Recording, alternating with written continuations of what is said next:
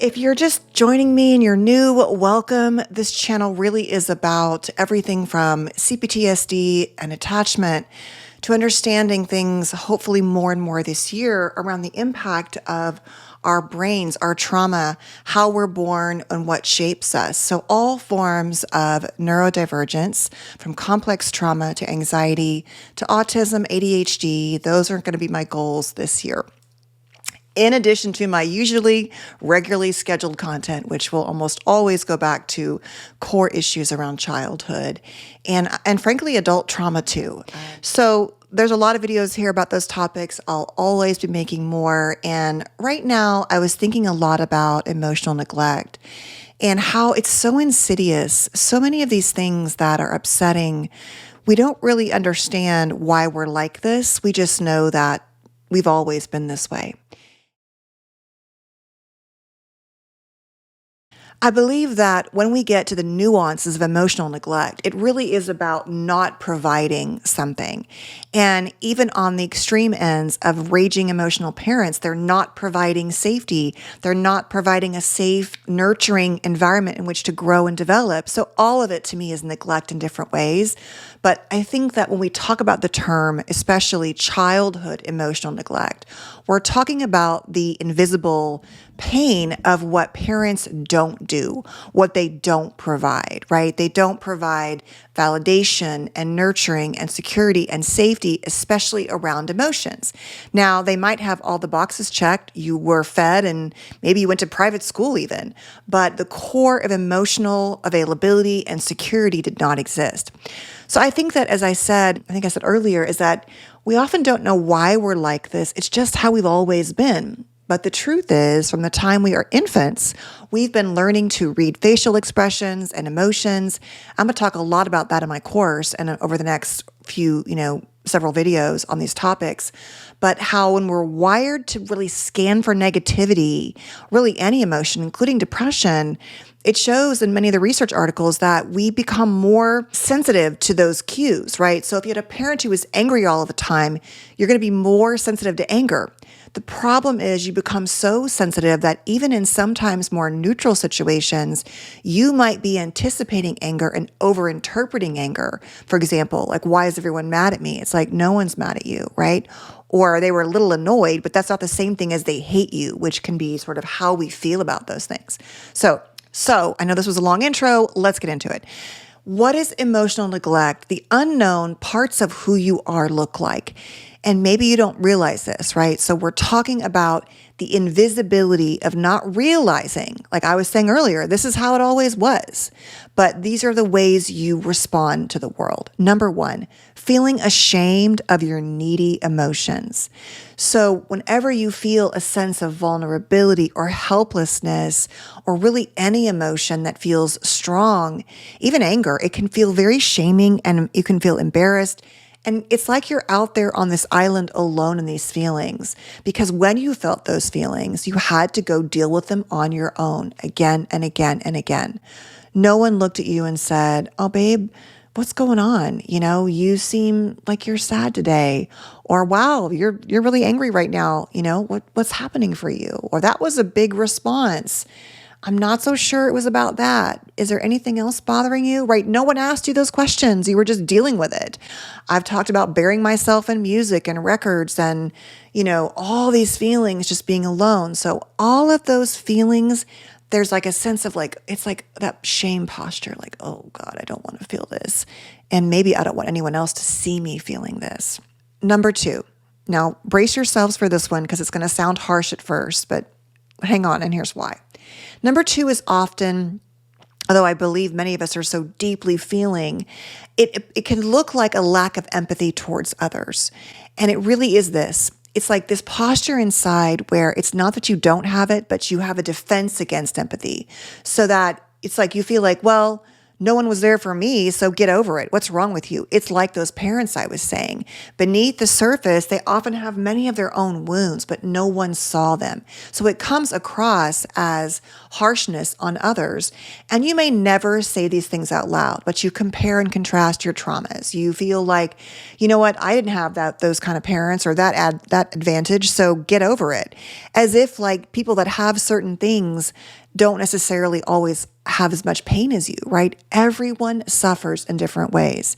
And of course, things like money make a huge difference, and stability. I'm not saying they don't, but you can never really know the pain in someone's heart. But if you don't know your own pain and it's been repeatedly even mocked or minimized or invalidated by your parents, even as a kid, why are you crying? Stop crying, grow up, stop being a baby. Your initial response might be to sort of, in your own way, put that on others, but it really is about not having access to your own empathy, to having empathy for yourself, and to not receiving it in childhood. So at the core, it's not that you don't have it, it's that your response initially can be a defense against it, if that makes sense. Number 3, feeling like you have to do everything on your own and not asking for help, but secretly longing for it and almost like just like wanting it so bad. In the last video that I deleted, I told the story is that when I got my 3rd-degree burns this last October that went on for months, my neighbors didn't know. And I live in a little tiny community, and my neighbors on one side and across, I know pretty well. And once word got out about a month later, they both stopped me and were kind of like so sweet, but sort of like annoyed with me. I could tell, like, Kim, why didn't you tell us? We would have been so happy to help you. It doesn't occur to me. It would never occur to me. And in fact, it would feel like a burden to do that. Now, I say that I've gotten way better at asking for help, but receiving help when I spent a childhood and really adult life doing most things on my own, it feels very uncomfortable. And so the act of even considering asking for help feels foreign and in fact unsafe. So we have to work on that, right? But that's the core of it, is that we're so used to managing things on our own that the idea of someone else feels untenable. Number 4, a lot of dissociation, a lot of spacing out, dysregulation, forgetfulness. A lot of what happens is we're regulating our loneliness, I found in my generation, through TV. I think now it's through social media and YouTube and things like that. But you know, I could tell you the time of day by the shows that were on. Every day I came home from school alone from like 5 on and watched all the shows, made my little frozen meals, and knew exactly what was going on. And I think that as much as I love storytelling, I think many of us also use books and reading and shows, but especially a lot of things where we can just kind of check out and we dissociate. You know how you'd be watching a show and you'll think, I don't know what just happened. I have to back that up. It can be like that. It can be like driving home and forgetting how you drove home, especially on typical rides. That's pretty common, that highway hypnosis. But when you grow up managing your lonely feelings by putting them into or onto something else, there's a lot that can be happening for you that's a coping mechanism. It's relieving your pain, and then you become an adult and you don't necessarily have the tools to manage that. Number 5, you can be a fierce protector of your alone time, especially if you had a lot of emotional neglect around managing feelings and you were physically alone. I also was thinking that I used to say, okay, I've had emotional this and emotional that. And then it really occurred to me, even though it was generationally normal at the time, that it was physical neglect to be left home alone at 5 years old until 7, 8 o'clock at night, to be crying in the driveway of my apartment complex, thinking my mom was never coming home, to take care of my breakfast at 3 or 4, right? And I'm not judging why. There was also a big part of my mom that needed to work. And I get that more than I ever did as a single parent. But the point is, it was also a physical neglect. So it was a combination of emotional isolation and physical isolation. And that can feel most comfortable for our nervous systems. And so we don't maybe know how to connect with others. We might have social anxiety in some ways. We might our nervous systems might feel triggered by people. And of course, there can be lots of reasons for that, from neurodivergence dynamics and otherwise. But the point is that we almost feel only safe when we're alone. And that's how we process. When we feel a lot of things, we want to go be alone, stuff like that. Number 6, we only know how to self-soothe.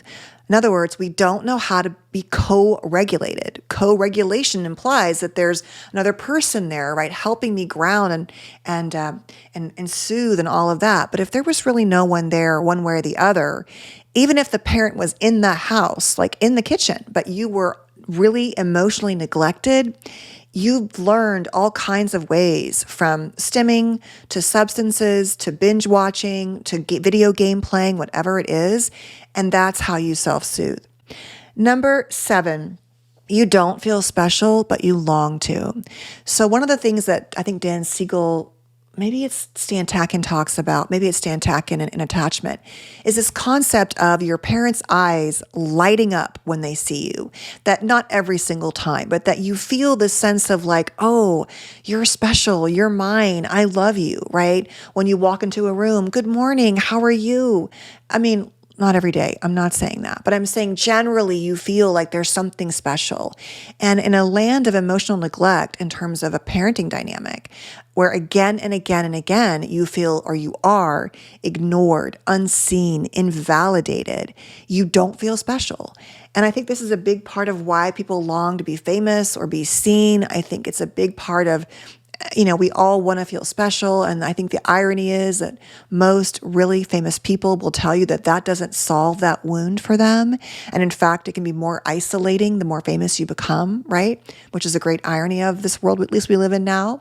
But the point is you long for that. And so you're always looking for ways to feel special, or you completely avoid anything that could even put you in the way of feeling special, but deep inside you long for it. Number 8, intimacy feels like a performance. Now, this can be around affection, around pillow talk kind of situations. Sometimes in the act where you're losing yourself, that's not so much a performance because your body and responsiveness kind of can take over. But that you feel like otherworldly or outside yourself, like you're putting on a show, especially when it comes to doing and saying really vulnerable, intimate things. I think when you get really close to somebody and you build safety and security, then this becomes less of an issue. But for many people, they're sort of checking the box. Number 9 is that part of this is that we don't want to change. Part of our survival skills are built in this rigidity of this is how I got here, like I was saying about asking for help.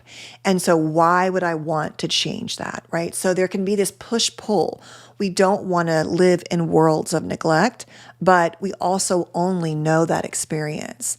And we've adjusted our literal brains and our relationships and our desires and demands and expectations and tolerances to that dynamic. And so we have to face the fact that we can be a little rigid and not really want to change. Maybe show your therapist and it's a really good relationship, but when things get really scary, you're suddenly sick, you're suddenly working too much. I see this with a lot of my avoidant attachment patients.